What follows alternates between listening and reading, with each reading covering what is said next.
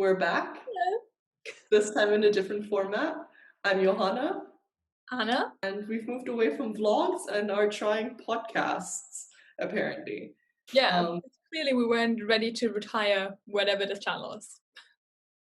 so a couple months ago, the pandemic started, and now the pandemic is still going on, but we've also started new universities, or at least moved to our new cities, where we're going to start university.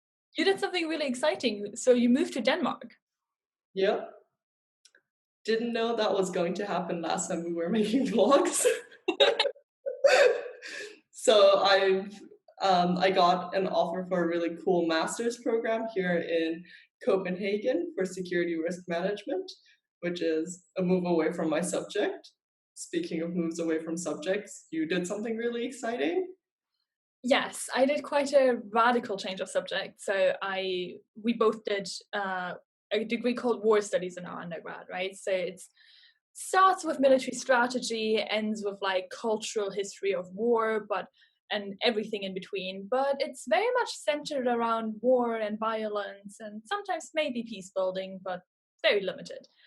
And I am now starting a master's degree in education, focusing on knowledge, power structures, and politics surrounding education, which is quite different. So, uh, Yeah. of a change of scenery, more of a change of subject in my case. I mean, you've also got a change of scenery moving from London to Cambridge. There are a lot more cows here than I expected or am used to be quite honest. There's so many cows. Every single park, they just have, I want to say like 30 cows in there, and they're just there. There are no cows in Copenhagen, so in some ways, I think the transition is smaller. Um, but yeah, perhaps we can. This wasn't in our plan at all, but this has been a question that I've been talking a lot with people here in London, not in London, in Copenhagen, about our London experience. So, quick reflection. Now we've moved out of London. How do you feel about London? I really miss it, to be honest. I mean, I think big cities in this pandemic is obviously a challenge. Like, there's great distances and limited access to like public transportation and everything. But I really miss it. I truly loved living in London. I think our undergrad experience was something quite special to me. But there's also a lot of different points of reflection, like London, and especially like the central London university bubble is, of course, very much a bubble. You don't really see a lot Yeah. out of it. And for me, I've always experienced it as a bubble of immense privilege and very, of course, very interesting, but also could be quite foreign, especially in the beginning when I moved to London. Yeah, I think everybody has like a very mixed view on London, right? Like I think on the most positive end of the spectrum is sort of you, and then there's people who are like it was way too much, way too intense, and so on. And Yeah. I think most people have somewhat of like a love-hate relationship. Yeah. So let's see where that goes for us with our new places. I always enjoyed the intensity. I think that was always my favorite part about the city was you never had what we've been now having for months, a day to just sit around. Like, I think our experience was so much dominated by you get up, you leave the house within 10 minutes, and you come back in the middle of the night because you're Yeah, all no. I was actually talking to a new friend here, and he was saying that, and we were saying that essentially when you're in London and you're just lying in bed doing nothing, you have an alarm going off in 20 minutes for sure, yeah. right? Like you never just have nothingness. Whereas now we're kind of experiencing quite the opposite, right? Like settling into new university or new space when everything is to a different level, kind of shut down a little bit, right? Like Yeah. massively so for you. And for me, the shutdown is just looming. Of course, fully expectedly, the numbers have more than tripled since term re started. here in Copenhagen. Some measures could have probably been taken, but we had a good time while it lasted. Yeah. So But yeah. how was it for you to start a course now with different people in a different city in these circumstances? I think it felt extremely like exhilarating, right? Because we've been like not meeting. I've really noticed it's been easy enough to keep in contact with people we've known, right? You Yeah. know, there's like video calling and so on. Um, but we just haven't met any new people at all. It's so incredibly unusual to not have to introduce yourself for like 8 months, I think especially right? like, coming from a London environment where I don't know, we've literally made friends in coffee shops because they were sitting next to us and recognized the sticker on our notebook or something like that. Yeah, exactly. So none of that to like meeting 35 new people, Yeah. you know, in a country that currently has practically no restrictions. So sitting back in a pub surrounded by a bunch of people you don't know, like I felt a lot of nervousness going into it. But then I also remembered how much I just like crave and love this sort of personal uh, experience, and also like getting to find out who people are and stuff like that, you know? Yeah, having some new connections and contacts, and also just like talking to people in person again, because video calling is great. And I mean, we're doing this over Zoom, obviously, because we're in different countries. But I think what I am starting to really miss is also just being in a shared space with people to like see the same things. Like on a video call, like you don't look at the same thing or see the same things. And I Yeah. think that's quite, yeah, that's something I think will be quite interesting. Yeah, like sharing food or like buying each other beers, you know? Like little things that just are so like important to like having a full human interaction. Yeah, so I've been extremely lucky to have that kind of experience because it's super, super rare right now, you know? I know like the UK is super shut down. My sister is like in the US now, yeah, living with her friends like on the complete other side of the country where her university is at, you know, limiting her contact and so on. And, you know, I've had essentially a 2 week freshers period. And it's been so full of like interaction and excitement and so on. And the negative effects of that are obviously revealing themselves with everybody in the social science department, every essentially course in the social science department now having cases. Is concerning. But yeah, I felt extremely lucky, and I guess it also kind of factored into my decision to come here a little Yeah. because at their peak they had like what, I don't know, a couple hundred cases. So how was the experience for you settling into a new department? Is it quite different from a London experience? How were your first 2 weeks like? Mm, extremely interesting. I think a huge buzzword in my life has always been diversity, right?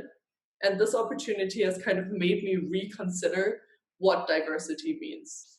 Um, my life has always been, you know, in international schools, in top 30 universities, where they've sort of touted themselves to be these representations of the globalized world. Like, oh, you know, we have a student body of 700 people and a representation of like 80 nationalities and absurd things like that. Kings, oh, we have 40% international students and so on. But I've come to really realize in the last few weeks that diversity, that that wasn't really diversity, right? Every single person in that environment had my story. An international school student from some with parents working in some, you know, large Liberal company or capacity working or for the government or something like that, you know? yeah. So um, there was actually huge lack in diversity, but also a huge lack in experience. Like everybody went from high school directly into a bachelor's program. Their path forward was directly into a master's program. From that master's program, directly into a like big five company. Yeah, which Right? is essentially, in a way, what we're still doing. We both went straight into our master's degrees. Yeah. But now I'm not only a minority in my ethnicity, right? Me and this guy, unsurprisingly called Mohammed, represent all that is POC in our course. But also, um, there are 3 people who have this story of going directly from a bachelor's to a master's Yeah, out of uh, how many?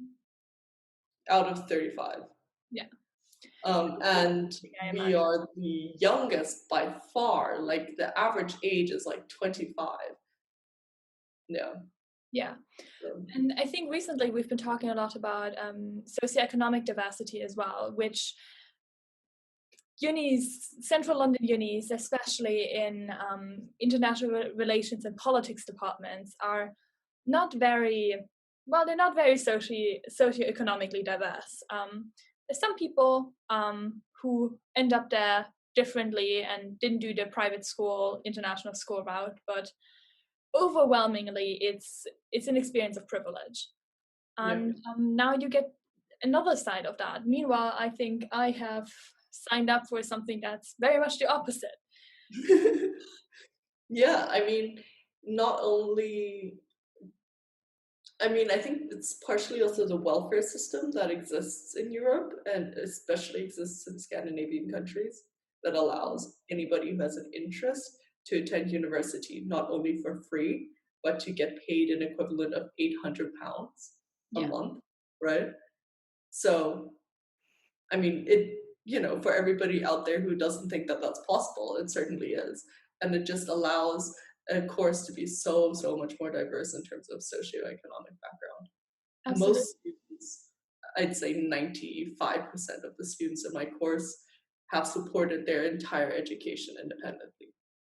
Which is very hard to do in the UK, even if you have very far-reaching scholarships, for like mine, for example, which pays a lot, covers my tuition fees, covers quite a bit of living costs, but even having far-reaching scholarships will not get you that far in the United Kingdom, just because living costs are very high. But studying is very, very expensive, especially in cities like London, but also in cities like Oxford and Cambridge and Manchester, Mm-hmm. where good universities tend to sit. If you don't want to go to a campus university in a smaller town, you probably have pretty high living costs here. Yeah, absolutely. Um, and I think it just has raised a lot of questions for myself about like to what extent like the education systems I've been a part of have just been a business Yeah, and what to what extent I want to continue feeding into these ideas of um, certain pathways being superior to others. How much is just a good marketing team creating a reputation, and how much is actually difference in education quality. And yes, I mean, I'll reflect on this later, but um, from my feeling, the education, not only like the syllabus and the teachers and so on are completely up to par with King's, for which I almost paid 10K a year, right? But like the facilities are identical. Like we have the exact same whiteboards and projectors. It makes me question where's the money going at King's. well, not the heating, because it's always freezing everywhere. But I think what's also an interesting thing to unpack here is international student fees. So we're both lucky and we paid European Union fees, which are currently the same as British home students' fees, Mm-hmm. but they're not to be. So after this academic year, students entering into new courses will do so after Brexit has officially happened, at least currently, because currently it's still meant to happen on the 31st of December, but I mean, you never know with Brexit right now. But so home student fees for undergraduate students in our years were £9,250 a year. So that's almost £30,000 for just your undergraduate degree. Mm-hmm. And then for master's degrees, it can range anywhere between like 11,000 up to 45,000 if you want to do public policy or business administration degrees. Mm-hmm. So it's a lot of money, and that is home student fees. If you're an international student, you usually pay between 17 and 23,000. So Yeah. why is there, first of all, that difference between the students, and how can education cost so much money when it didn't earlier on? This is a new thing in the UK as well. Yeah, when it didn't, and when other places can do it for free, right? I think, especially as Britain decides to move away from European kind of privileges, right? European students, I truly, truly urge young European students who are not going to stumble across this because two of our friends are going to watch this. I really do urge them to take these matters into their own hands. You can very clearly show Britain where your priorities lie by showing them that you're not going to be willing to not continue being a European citizen, right? And taking on European education routes and really, living to show that it is so, so useful to have a system like this in place, right? Yeah. So, young Europeans, consider European universities for sure. And it's quite interesting, I think, for us to say that, because I absolutely agree with you. And obviously, so I'm from Germany, and a lot of my friends do study in Germany and are having amazing experiences at the universities there for free. But I think for me, it's always an interesting perspective because, of course, I went here. There's not many people from my hometown and my area who end up studying abroad because it's not very common. I went to a state school, and now I'm at the University of Cambridge, which even by UK standards is amazing. Privilege. It's just, Oxbridge is the word for educational but also monetary privilege in the UK. And it's a huge achievement as well on a personal level, right? Yes, I am very happy. A massive achievement.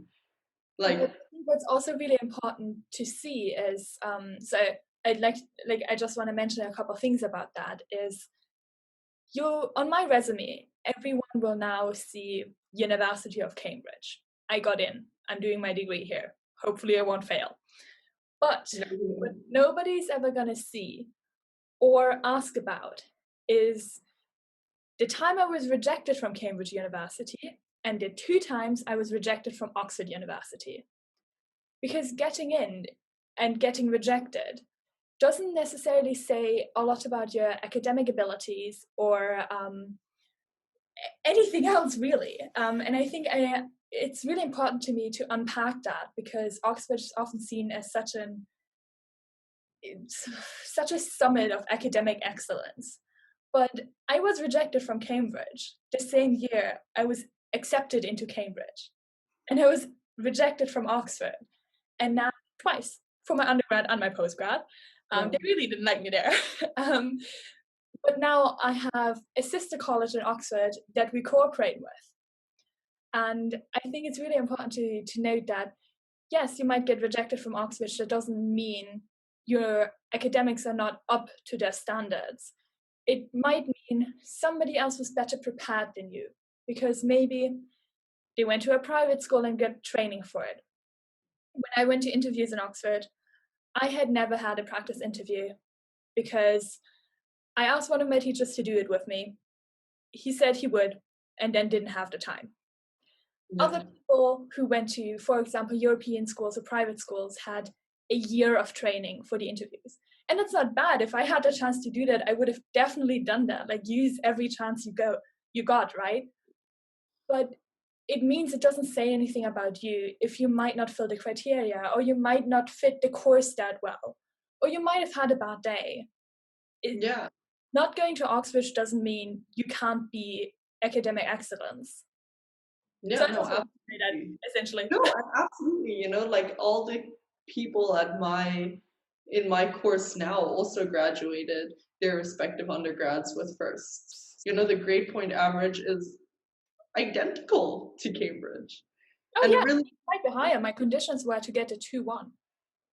yeah. So like, everything is just um it just really is worth questioning where you make your decisions and why you're making them, right? I think it's always like if the course makes the most sense for you at a certain institution, go there. Make the decisions for what works best for you. If it's a city you love, choose that city, and you can always build your Anyone with path. any degree. I think it's what's really important about that. You can, of course, you have good chances of landing a top 5 job with a degree from UCL, University College London, right? But you can equally do that with a degree from, I'm just going to say a German town here, Tübingen. Yeah.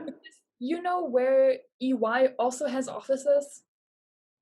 In Stuttgart, which is not a city many people know, not a city where many people think they might have offices, but it's not just London and Berlin and Paris. It's other Yeah. cities, other universities. Yeah, absolutely. So I think it's just really made me rethink a lot of things about how I've approached education. Like now I'm competing with people who have had 6 years of work experience going into the same jobs as I will, right? Yeah. Like who is a company going to take? A 21-year-old who's fulfilled this perfect model, or a 27-year-old who's been a journalist, who's been, a political correspondent for a national newspaper, or somebody who has worked in the field for 7 years, Yeah. or somebody who's been a teacher, you know? And I think that's an important point. Like, don't be afraid to have an unconventional CV because you'll get places with it as well. Yeah, I mean, you need to stand out on the pool, right? So I think what I've just learned in the last few weeks is just really reflecting on some of those, this is going to sound very academic, like core assumptions, Yeah. right? Like these assumptions that you need a big name or a big something to get wherever you want, right? Like it's made me like question like what even is my aim, you know? Mm-hmm. Like being this like path follower, I don't even know where I wanted a certain path to lead me, Were you ever Like doubting that you'd go to university? no, never, never. Was there always, did you consider other countries than the UK? Yes, but really just the US. All right, yeah. And I mean, Um, the Anglo-American education system is world-renowned, right? Which is probably why you were drawn to it. yeah, also, I mean, on a bachelor's level, right? Like if you come from an English language background, for bachelor's, English language countries usually have those bachelors, right? So that makes sense. Um, but the fact that I'm in Copenhagen now, which has been such a fun experience, I love the city, I love the vibes, I love cycling around all the time. I'm cycling now as well.